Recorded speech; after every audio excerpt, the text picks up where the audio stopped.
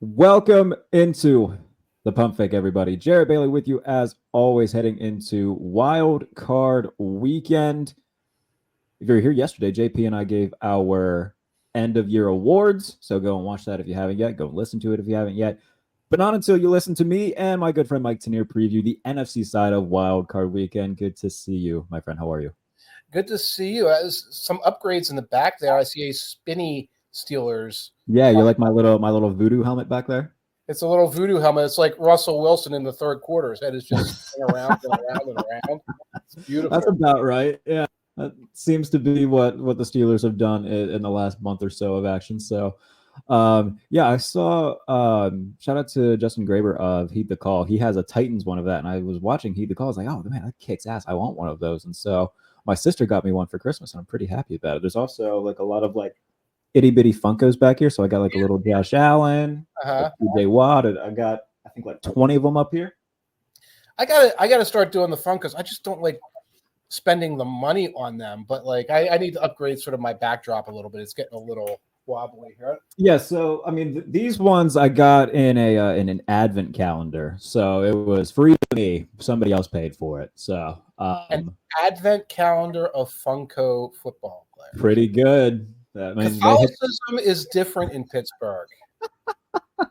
Here we pray to Jesus. In Pittsburgh, they must pray to Jack Lambert. You could probably go to some sort of cathedral in the South Side and find somebody with a Jack Lambert jersey every Sunday, I'm sure. Right. Possibly, anyway, we're not going to get sacrilegious for only like 3 minutes. So let's talk about the NFC. Specifically, I mean, you're an Eagles guy. They are hosting the Green Bay Packers, rematch of a Week 1 matchup that took place in Brazil, which feels like eons ago, but also it feels like just weeks ago. It's crazy how the NFL season works. But the Packers will be a little bit shorthanded. Christian Watson not going to be in this game. He tore his ACL in Week 18. This is a game where in Week 1, the Packers defense played a phenomenal game, picking off Jalen Hurts twice. But Jordan Love, what was it, the second to last play of the game gets hurt. Everybody was like, oh my God, the season's over. It turns out not to be anything crazy. But they come up short against Philadelphia. But regardless, it was a back and forth game that was exciting, featured a lot of sloppy Week 1 football. Slippery Week 1 football, too. If you're at playing surface, Yes. So what do you expect to be different in this matchup compared to what it was back in September? I think both of these teams have morphed considerably since then. I'll start with the Eagles. The Eagles hadn't discovered the magic formula of Saquon, and more Saquon in Week 1. They were still trying to be slamming the Saquon button. He says slamming the Saquon button. They were still trying to be pass oriented. Jalen Hurts was still taking a lot of risks with the football. He kind of stopped taking risks with the football in the second half of the season. He stopped throwing the football more or less in the second half of the season. And it was Saquon and some running plays. And, I think I've got a one-on-one with AJ or Devontae that I like. So the Eagles have improved. Their defense also has improved since then. I think the Packers defense has improved since then. I think that they've found themselves as well. And their offense has gone on a journey, I think, because, again, like you said, Love was out. Then you had a couple weeks of Willis, and then Love comes back, and he was sloppy, and then he figures things out. And then it was getting wobbly again late in the season. So I think right now the Eagles are the stronger team. I do think that Watson being out is a significant factor. And I'm sure if you talked about this with JP or whoever, what the Packers really want to do in their passing game, like they move guys around and all. They want man coverage. They want to beat man coverage. They're short one of their man beaters right now against an Eagles defense that mans up very well against most opponents. Right. And in terms of what the Packers have done a lot, I think that they've changed their identity from Week 1 to where, we talked about the Eagles are spamming the Saquon button. They've really just leaned into spamming the Josh Jacobs button. He's had a terrific year. And defensively, Edgerrin Cooper has emerged as a really talented rookie for them. Xavier McKinney had a crap ton of interceptions throughout the year to be worth the money that they gave him. But yeah, I do worry about the Christian Watson absence because he's averaging he is their deep guy. He's, averaging like 19 yards a catch or something insane like that. But, they still have a collection of, Jayden Reed, Romeo Doubs, Dontavian Wicks, where it's Yeah, that sound basically describes it. Like 1 week, Jayden Reed could be great. The other could be it was Wicks that I was referring to with his. I believe he has 9 drops in his. Yeah, that as well.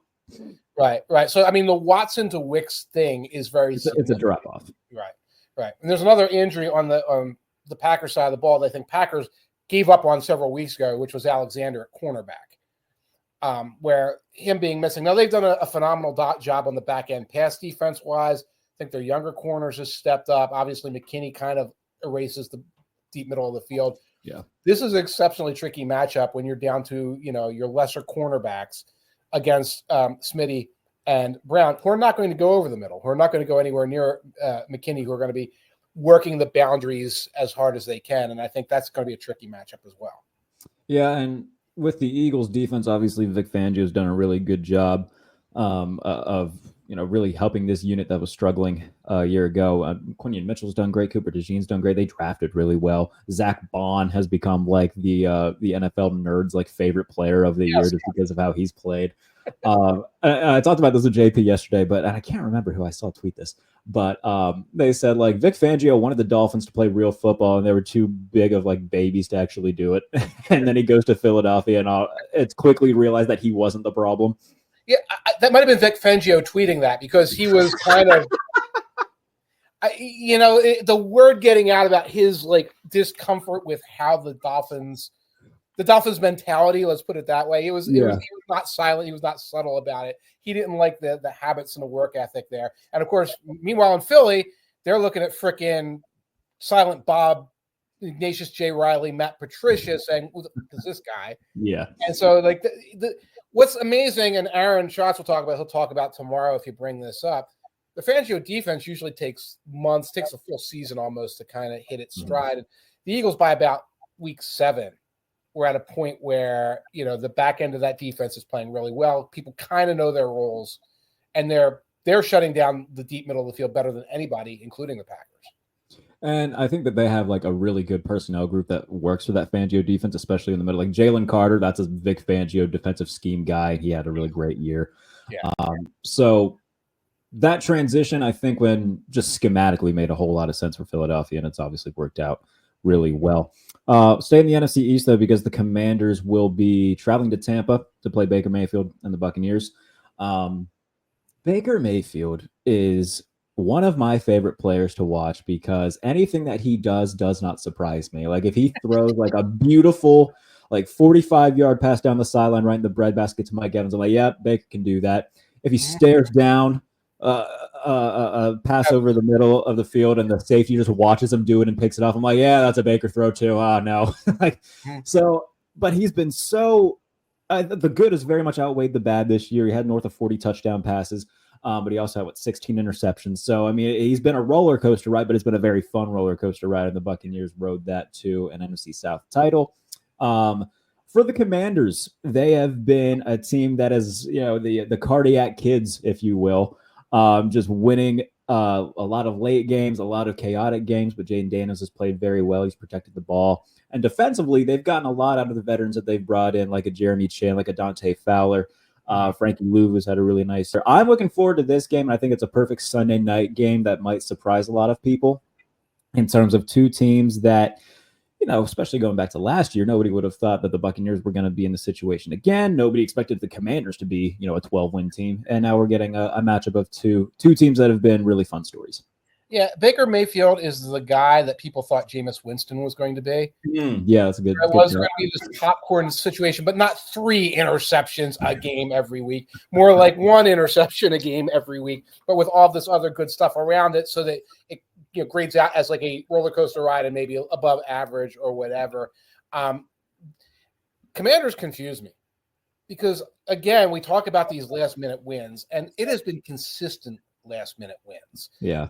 Talking about Vikings close games where it's like, well, that was a close game, but when you look at it, no, this was you came back in the last minute and won on a touchdown after a penalty or on a Hail Mary, or you let the Saints game where you let the Saints into the game, but then you needed to bat down the 2-point conversion to win.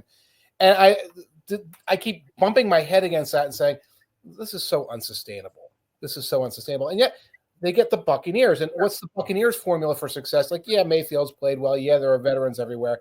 Their formula for success is play the NFC South, right?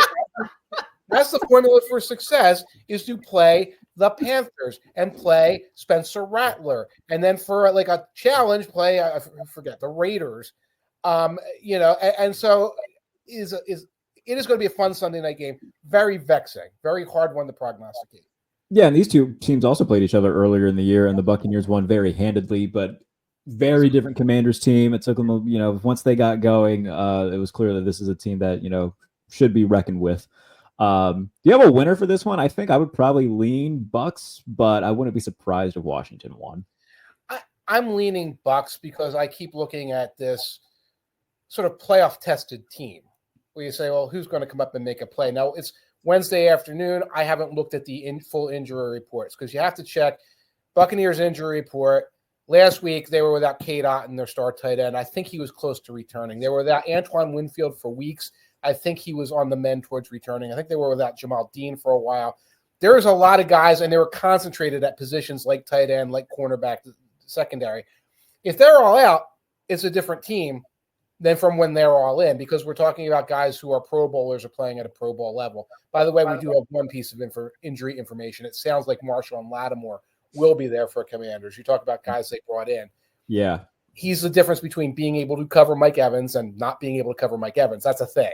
And the football gods blessed us with the fact that we're going to, have a little bit of reversion back to that rivalry from when Lattimore was with the Saints. So that's very fun matchup to keep an eye on. Yeah.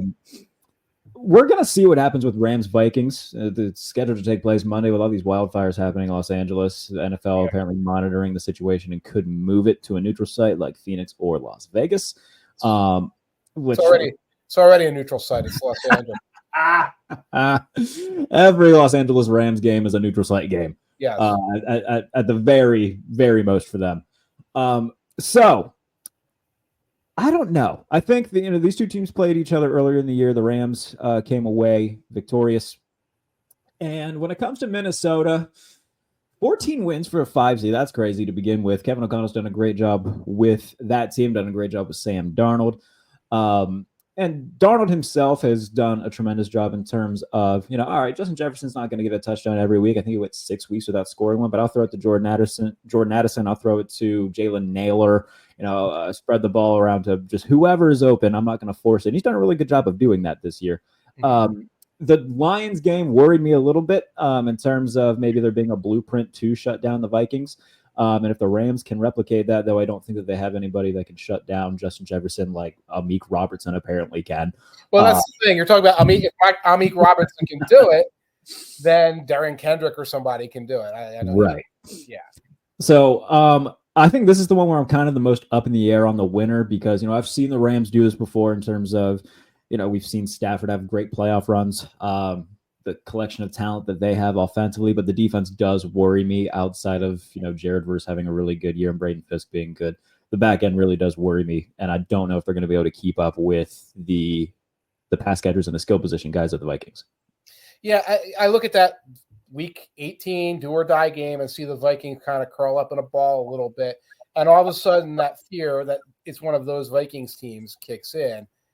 At the same time, their defense really is that strong. Jefferson really is that good. Darnold really has turned it around in that respect. So I lean towards the Vikings on this. The flip side of it is the Rams, because a lot of us, it's like the Rams pull the Bills upset. Yeah. And we see it. And then the Rams of like 3 years ago are in our brains. And we don't see them win 3 straight games against the Jets and the Niners and the Cardinals after the Cardinals were eliminated. And I think they got the Niners after the Niners were eliminated, and they got the Jets after the Brick Johnson thing became part of our lives. And you get these 3 utterly demoralized teams coming in, and you beat them by a combined score of like 42-20. It wasn't even like you blew their doors off. And I'm like, who is this team for real? That team the Rams were in danger of getting eliminated by any of those teams in most of those games. And yet we come into it, and in our brains we see Stafford, and we see Kupp, and we see Verse pretending to be Darnold in our brains a little bit, and we think they're going to do this. I think the Vikings take that game. Mm-hmm. After that, I don't have a real sense of what they could do. the teams that are good matchups against Flores, Stafford, because Stafford's going to pick the blitzes up, and him and McVay pick the blitzes up, and they'll dump the ball to Kupp or Puka. Okay. The other two teams that are good against this all-time blitzing team are the Eagles and Lions. We're going to run it down your throat. You can't blitz if it's 2nd and 2, and if you're going to have all your guys lining up and shifting and things like that, we're coming directly down their throats. Yeah. Lions did in the second half. They had their running game was terrible in the first half. They turned it around. The Eagles can do any day from Sunday, do that. And those are bad matchups, I think, for the Vikings. Yeah, and I think something that will still be in people's minds is like, all right, it's still Sam Darnold.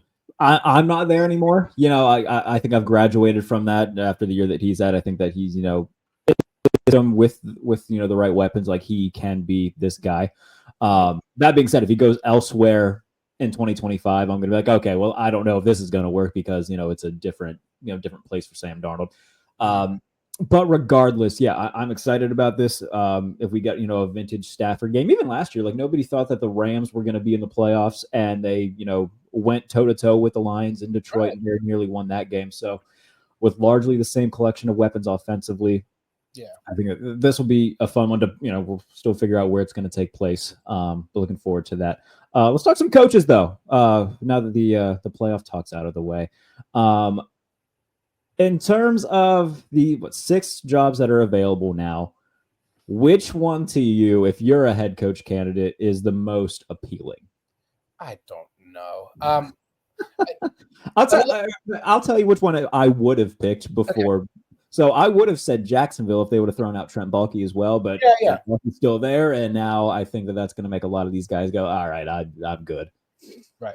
Baalke, it's like you want to be that coordinator who's younger, who realizes I will have to knuckle under to this guy. Like that's I have not reached total control of the organization point, but he's like an angry ferret, and you have to sort of be ready for that. And he's going to make a lot of random personnel decisions, and he's going to put a roster together that probably still has some holes in it. I do the Patriots job I don't consider open because Vrabel's about to take it. Yeah. But if you're being realistic about it, you say, okay, Drake May is a good prospect. They do have money. Elliott Wolf seems like somebody you could probably and Highsmith, you can work with these guys a little bit. Yeah. And Kraft might have a longer fuse than some of these owners. That's it. But I look at all of them, and it's just the poor get poorer in the NFL. The Jets job is untenable. Yeah.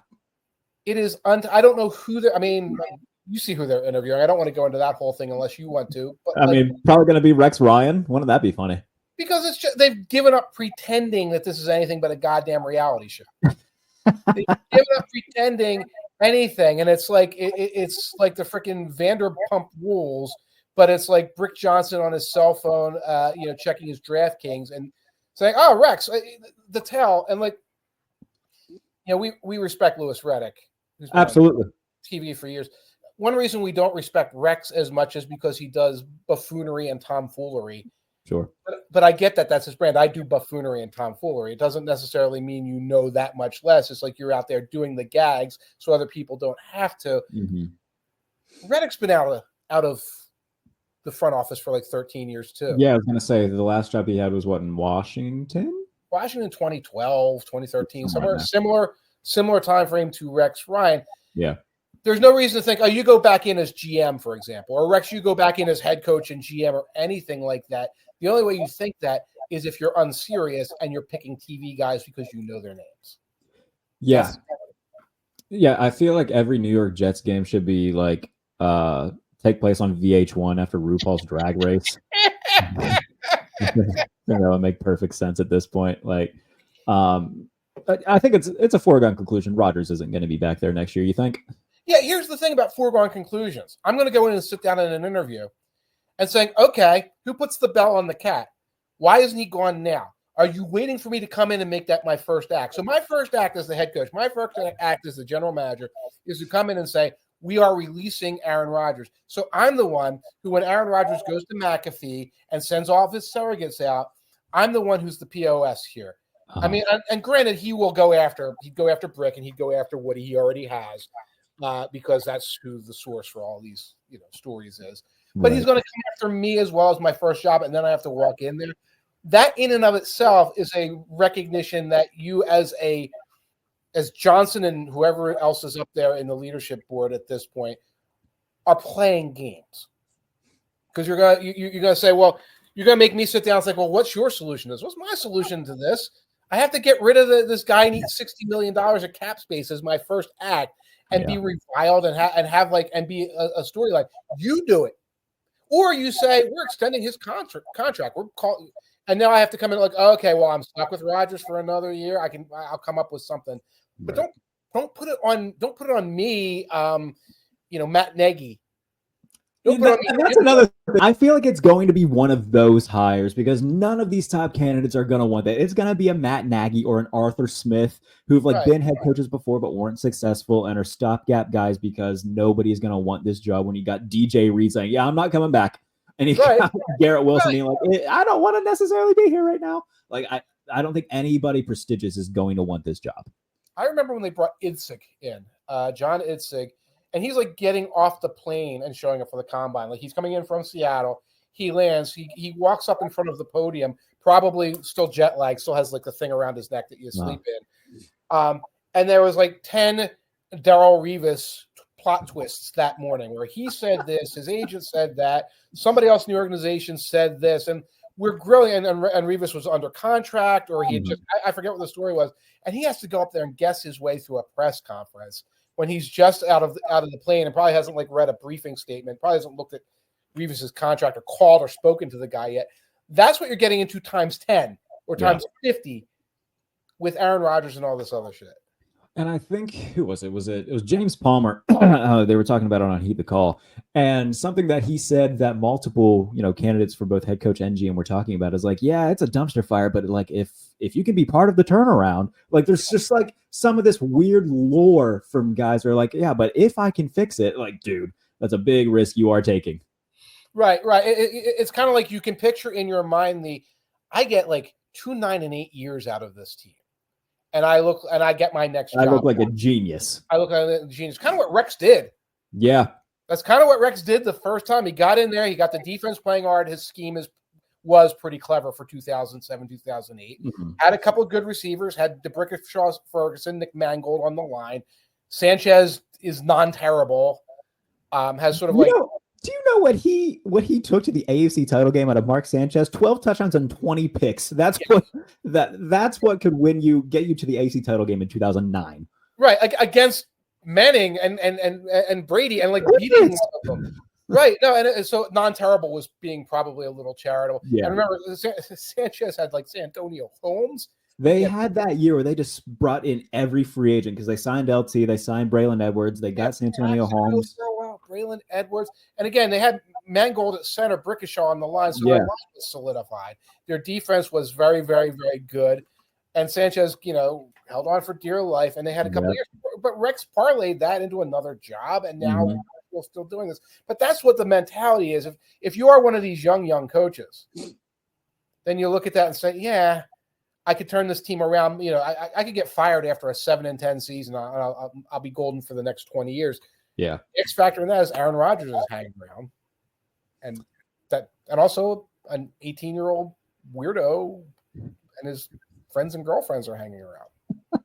I have no idea how old Brick Johnson actually is. His age changes based on if I'm sober or mad. I couldn't tell you either. I think all of this is just very weird. In terms of like people who are gonna want that job and people who are just gonna say, nah, bro, I'm good on that. Ben Johnson said, yeah, bro, no, already. Yeah. Right. So I'm guessing others will. We'll be right back with more head coaching discussions on the Pump Fake. All right. Welcome back to the Pump Fake. Jarrett Bailey joined by Mike Tanier. Continuing this head coaching discussion. So the Jets, they're a pain. The Jaguars, we touched on them a little bit with Trent Baalke. The Raiders, though, that's another place where I'm just like, they just sent out Antonio Pierce looking really nice in that starter jacket that everybody was really happy about, and then 10 minutes later fired him after what he said. I'm paraphrasing here, but somebody asked him if like he was going to be back, and he's like, I haven't been told any different. And then as soon as the press conference is over, everybody's like, yeah, Antonio Pierce has been fired. feels like a big mess of an organization where they go from Gruden to McDaniels to now Antonio Pierce. Right. It's a lot of different things where I think Gruden and McDaniels were, the quote unquote gurus that didn't work out. And so they go the route of, all right, let's, pick the guy that the players seem to want in Antonio Pierce, which I can applaud that to an extent. Like, all right, you're at least changing the way you think. Right. I don't know if he should have been fired, but if he was leaning toward going with Aiden O'Connell in 2025, then maybe. It's a weird situation. And if I'm like Max Crosby now going into what would be my fourth coach in 4 years, I don't want to stay there. So there's a lot of things that are going to change in Vegas. Yeah, and I think Pierce was elevated to keep Crosby happy. That's kind of like not much of a secret there. I didn't think Jared Mayo was, when he got fired, one and done. I'm like really questioning this. I recognize all the things he said publicly that were like faux pas, and some of his coaching decisions were bad, but he didn't strike me as like 100% unsalvageably unprepared. I think that was largely because like they looked and said, yeah, Mike Vrabel's the better option. If we can get it, we'd rather have Vrabel. He just got caught in a bad situation. Yeah, which is bullshit. I mean, honestly, that's not how you Yeah, that's not how you do business. Yeah. Pierce struck me as sort of unsalvageably unqualified, like not really knowing what he was doing out there. Mayo was being groomed for the job. Pierce sort of fell into it by mistake, didn't have a lot of background at it, stuck his foot in his mouth relatively regularly, was really lost into how they handle the basics of the quarterback situation from the beginning. So, again, Mayo was like, you shouldn't have done that. I think that was a raw deal. Pierce, the raw deal was just throwing him out there for a year and saying, I don't know. Let's try this bullshit. Organizationally there's no quarterback. There's now this like, I don't know how much of it is Florio, how much of it is real, that Tom Brady circles in this little orbit. Yeah. Where his name's going to come up all the time. And for all we know, he's just out there golfing and doing his own thing and not like looking over Davis's shoulder at all. Telesco got saved, right? Telesco is I believe Tom Telesco is still there, yeah. I guess the one thing I would say is he's a professional as a general manager. I'm not going to accuse him of being Howie Roseman or anyone like that. But like you come in, there's another adult in the room if you take that job. And if you start a quarterback search, there's somebody else who's there who's going to say, oh, we have a scouting department. I have been running things. Here's some thoughts. Yeah, and I mean they're in position to take a quarterback if they would want to, or maybe even move up with somebody like Cleveland. I'm not going to pretend to be like the biggest savant when it comes to college football, but so many people who I trust in that department are like, yeah, Shador to the Raiders just feels like the most lockiest lock when it comes to where he would want to go, which would just be another sideshow in and of itself. I feel. Then just hire Bernard. Just hire. That's what I'm saying. Like, if you're going to do it, just go full crazy bullshit with it and bring in Dion. Right. And then we have another version of the Jets, another show that can be on Bravo here because Prime is going to V-22 Osprey helicopter parent or completely. He's going to be in the ear of the coach. He's going to be making public comments constantly about what's going on. If you're the coach there, you have to be able to handle that because that's going to be a poop storm that keeps rolling around you. And I don't know who the answer to that question is, if it's not Vrabel or somebody like that who can tell him to F off.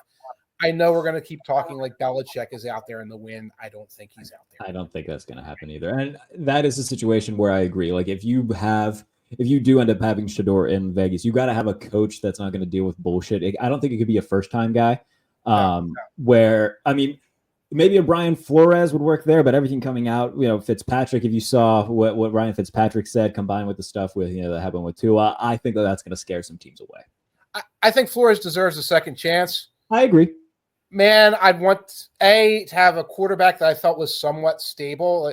Like Trevor Lawrence, I think would be able to like fight back and forth with this guy. I'm trying to think who else has a stable quarterback, not Caleb. He's not stable. Yeah. And I'd also and the first question I would ask Flores is, who is your offensive coordinator?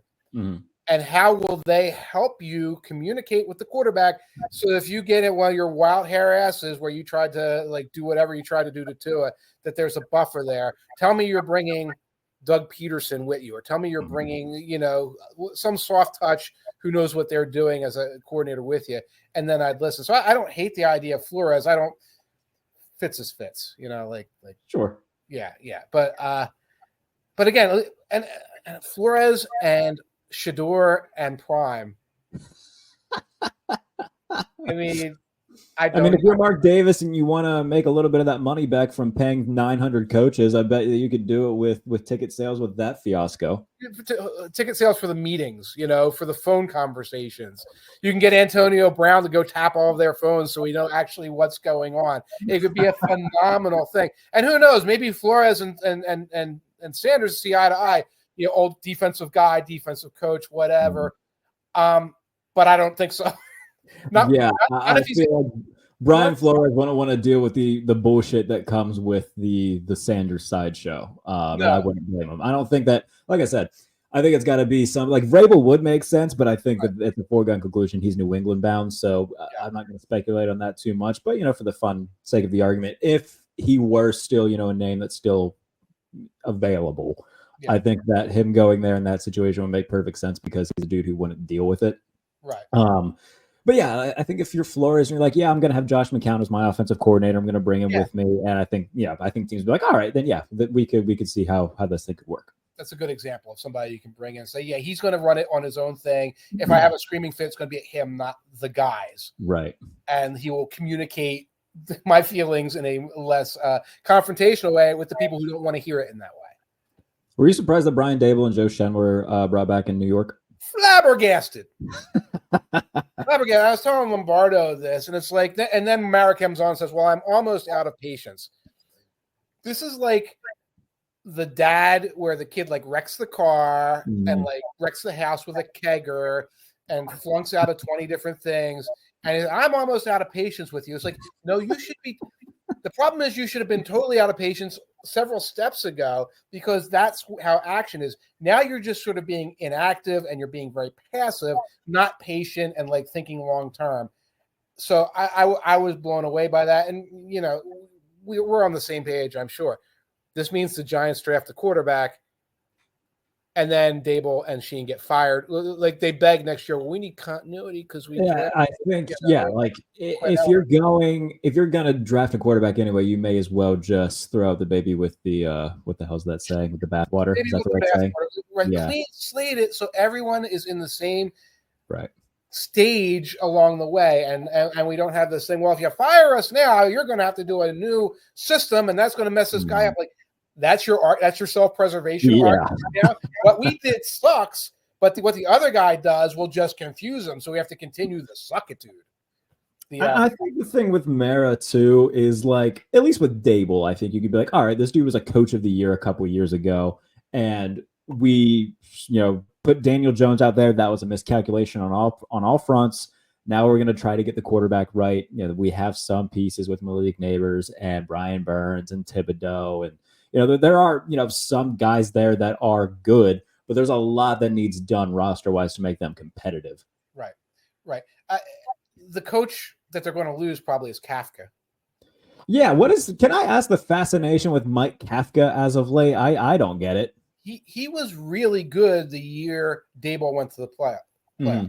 He was the one calling a lot of the plays, very clever game planner, game scripter. And then when the team started getting bad, at about the same time, Dable started fighting with Martindale, and Martindale winds up leaving town. There becomes this whole push-pull. Who's calling plays now? And you couldn't find out who was calling plays. And it seemed like Dable was always signaling after a bad game, well, like Kafka was calling plays. I might take him from him. But then a couple of weeks later, it's like, well, are you calling plays now? Because they were good for 2 weeks and they were bad. Who knows? So, like, there's this very sly messaging nonsense going on here at the top. I get the impression that Kafka was a pretty sound play caller when he's got anything to work with. And I think that's gotten out around the league.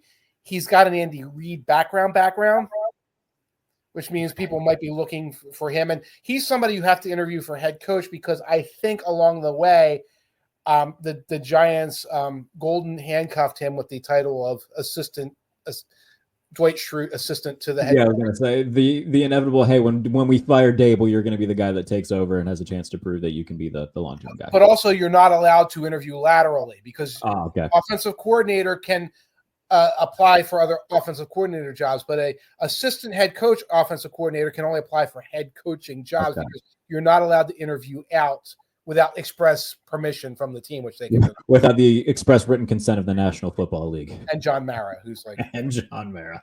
Right. Yeah, you brought up the Bears. I don't know what they're going to do either. I see a lot of people that are like, they are going to hire somebody that no one is thinking of. And Ryan Poles, the way that he was talking, it seems like that could be the direction that they go. I'm trying to put my finger on somebody. This feels like they're going to hire Arthur Smith. I can see it in the stars right now, and it's going to be abysmal. It's gross. Arthur Smith getting another chance off of this season with the Steelers. So if you look at like their running numbers, the goal was to make them, a much better running team. They run the ball a lot. They aren't good at doing it, especially on first down when they always do it. Like the numbers in which the Steelers are running on first down are worse efficiency-wise than what they were with Matt Canada.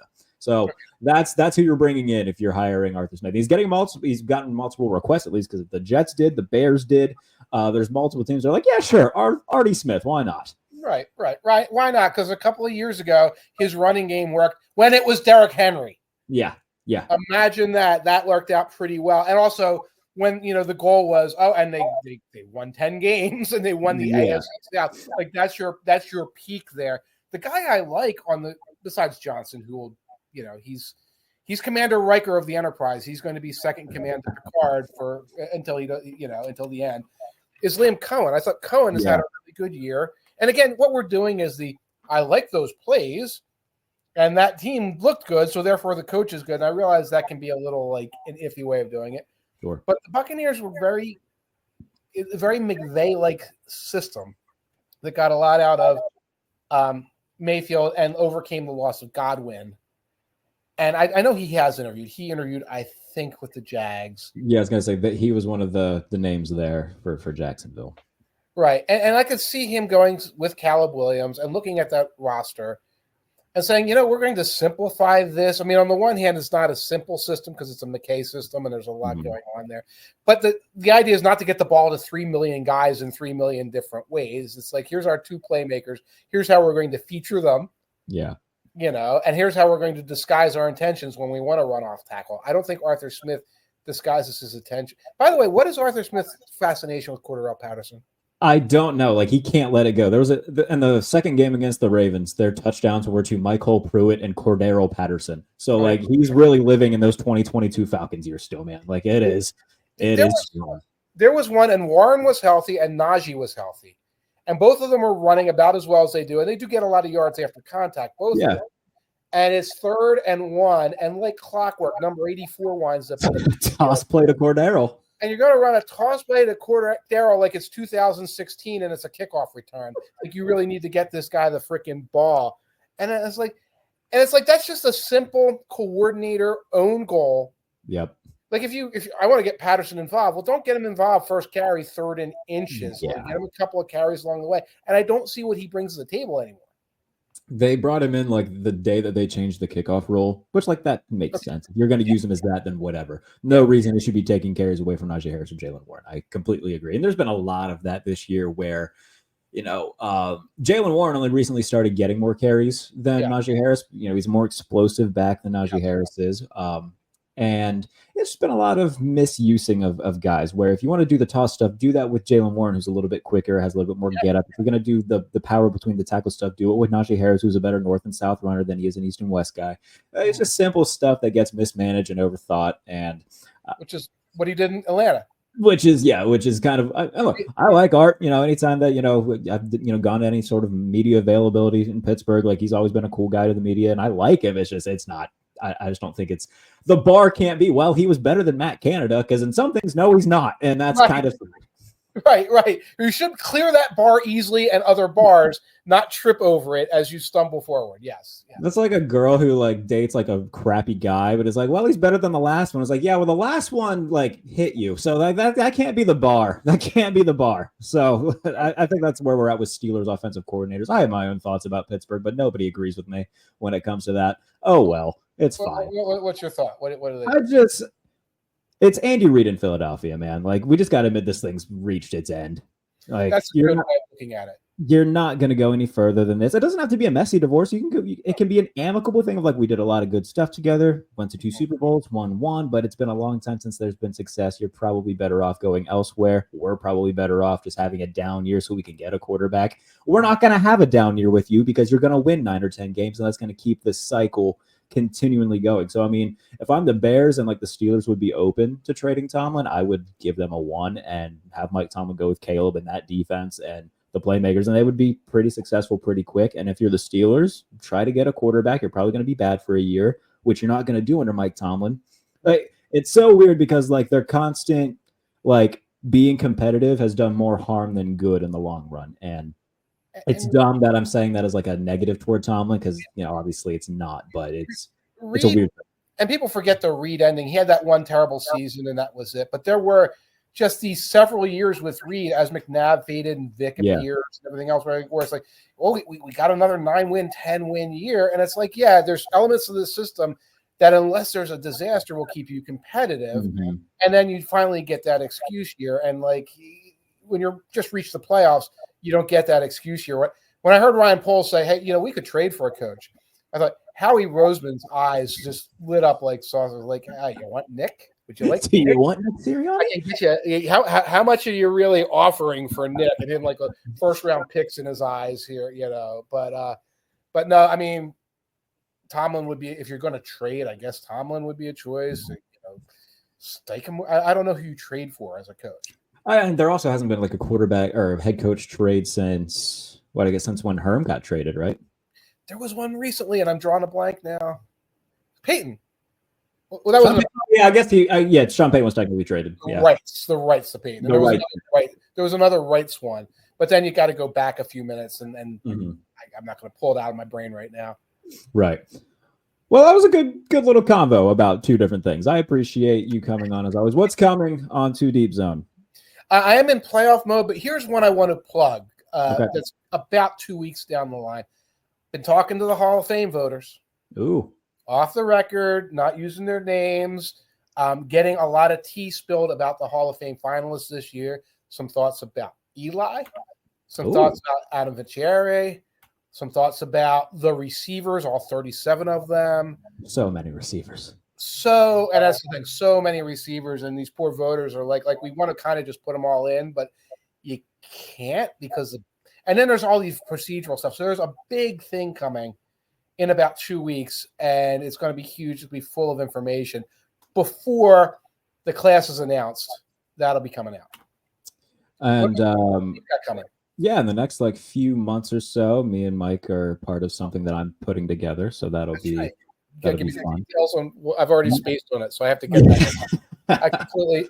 I completely spaced on it, so I have to jump on that. Okay. So yeah, something that I'm putting together. I won't put like a name on it yet, but it'll be really good. I'm very much looking forward to doing that. So that'll be coming in the off season, like after the draft, after everything. But I do have official like time period on it. It's after the draft, so it's a few months down the line. Okay, good. Because it's like racing to that. Yes. Don't worry. Yeah. We're going to do it in like the dead of the off season when people need something to read, and something like that is perfect for that time. So that's when we'll do it. Share one thought. I know we're getting out here, but I like when I do talk to the Hall of Fame voters. Yeah. A few of them are retired or semi-retired. A lot of them are like on their beats. Like right now, like their teams are in the playoffs or going for head coaching searches or things like that. And so you can imagine when you are traveling with the team, when you're trying to keep up with all this. Oh, by the way, we need you to go back and look at the career of Darren Woodson and come up with an Eric Allen and Torrey Holt versus Reggie Wayne. We need you to take those 2 guys and really size them up, and you're covering the Seahawks or you're covering whoever. What a ridiculous way to do it. So like it's dumped on the chest of somebody who's got real deadlines and real copy. And you might imagine, I mean, they work their asses off to try and get it done. Like it's a little tricky to fit it in. It is. So yes, very much looking forward to when that comes out for you. I'm also starting like a separate project that doesn't, just feature football stuff. So I'll announce that in the coming time. I'll tell you about it off air though. Pretty excited about it. But yeah, regardless, if you're watching this on YouTube, be sure to subscribe to the channel, do all that YouTube stuff, listening to it as a podcast, leave a review, leave a comment. We'll be back later on in the week with Aaron Schatz to do the AFC side of the playoff picture in the wild card round. Talk about it then. Thank you guys so much for tuning in. This is Pump Fake. Take care.